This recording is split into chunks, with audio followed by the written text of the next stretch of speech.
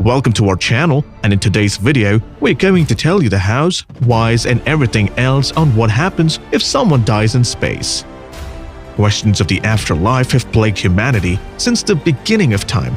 There's something we can't understand, but we sure can tell you what happens if someone dies in space.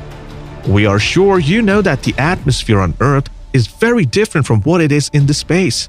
So let's first look at what happens to a corpse on Earth.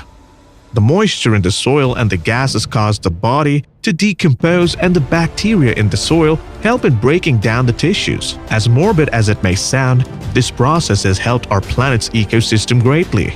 But when you reach space, all that changes. The gases you get in the Earth's atmosphere are absent in space, and there's absolutely no moisture. This means there are no bacteria or microscopic organisms to break down the tissues.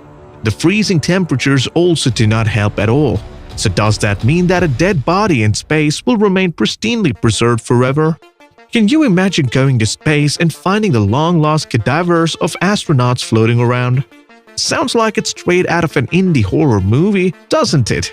Don't worry, your space travel plans are not going to be foiled by the floating dead. Before we get into the whole floating away into space issue, first let's understand what happens if an astronaut dies in the spacecraft. For once, let's be real. There aren't any space wars going, nor are there any laser beam-induced explosions, so the most common issue of death would be either from disease or natural causes. Our bodies are not really meant for space travel. That's very evident from the accounts of astronauts who return to Earth. Also, long-term stays come with their own set of complications. You might have everything you want at the space stations, but unexpected problems are inevitable. This is one of the main reasons why astronauts undergo strict health checkups before they are selected for a program. When the USA launched their first rocket to the moon, the team at NASA and President Nixon were well prepared in case Neil Armstrong or any members of Apollo 11 died. An old memo titled "In Event of Moon Disaster" has Nixon's backup speech for the press in case things went wrong during the moon landing. The speech begins with, "Fate has ordained that the men who went to the moon to explore in peace will stay on the moon to rest in peace." Thankfully, we didn't have to hear it, and the mission was successful. But that doesn't diminish the fact that there's always a chance of things going wrong, no matter which space mission it is. There is no strict set of protocols set by NASA to handle that because each situation might be different. The focus right now is to prevent death rather than figuring out what to do with the body. And clearly, NASA's strategy has been working because there hasn't been a single case of death on the International Space Station yet. But what do the astronauts do if their colleague dies? To prepare them for this, astronauts are given specific training called a death sim. It helps them prepare for the worst-case scenario.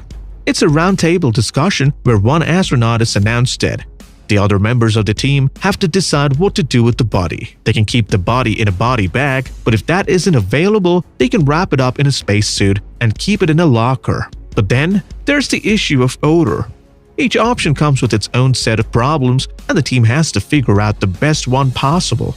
Should the body be sent back to Earth on a resupply ship and burnt up with the rest of the garbage on re-entry? Or just let it jettison during a spacewalk and let it float away into space? These are some options that usually come up in such discussions. During a death sim, the team also figures out who should contact the family and how they should break the news. Out of all the possible options, opening the airlock and letting the body float in space sounds like the easiest one, doesn't it? You don't want to do that though. There are many strict and equally weird international rules which govern what you can and cannot do in space. And one of those rules prohibits littering in space, which also includes dumping bodies. Curious why? Here is a rumor alert. A lot of conspiracy surrounds the fact around lost cosmonauts. Back in the day, a few space enthusiasts believed having seen human corpses floating in space, complete with spacesuits and with an integrated body still in place. These unidentified floating objects were assumed to be those of cosmonauts who might have strayed away during a spacewalk exercise. Sounds very believable, right? Well, don't. The USSR came up with a plan to send human dummies into orbit in the year 1961. It was more on the lines of a trial run, before actually sending humans into outer space. However, it is hard to differentiate between a dummy and a real corpse because the Russians went great deal to design the spacesuits with name tags and tape-recorded messages to mimic a radio transmission. This was the key factor that led people across the globe to believe that men were lost in space. That brings us back to our main question. What happens when someone dies in space? In the unlikeliest of scenarios in space, if the person has no protective garments or if their spacesuit has a leak, they are not going to die instantly. As often shown in sci-fi movies, neither are they going to explode. Sorry to burst that bubble. The reality is far less dramatic. You won't lose consciousness for at least 15 seconds after you notice the lack of air. Your body will use up the remaining oxygen reserves from your bloodstream. The first instinct might be to hold your breath, but that can lead to permanent lung injury. The gases inside your lungs will expand due to the loss of external pressure and it will rupture your lungs. After 10 seconds, the tissue underneath the skin might start swelling up as the water in your body will start to vaporize. This is where the exploding body trope comes from, but in reality, our skin is very resilient and won't balloon up. Also, the unfiltered cosmic radiation in space might cause some major sunburns. Despite the freezing temperatures, you won't freeze straight away. Suffocation is deadlier than the cold temperatures around. Since there is no oxygen, if you die in space, your body will not decompose the way it does on Earth. What happens to the body depends on how close it was to a heat source. If it was close, then the body would mummify, but if it wasn't, it would freeze. There are chances of decomposition if the body was in a spacesuit, but the decomposition would only last as long as the oxygen lasts. So, a very short time basically. No matter what the situation, a body will last in space for a very long time. It can drift aimlessly for millions of years. Aimless drifting bodies are very much a hazard for spaceships. They're frozen solid, so if it accidentally hits a spacecraft, it can cause some serious damage. To prevent that, the rules specifically mention not to dump the bodies in space. But what if the body lands on an alien planet?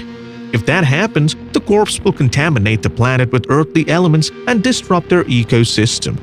Though the chances are remote, it still is not the most ideal scenario.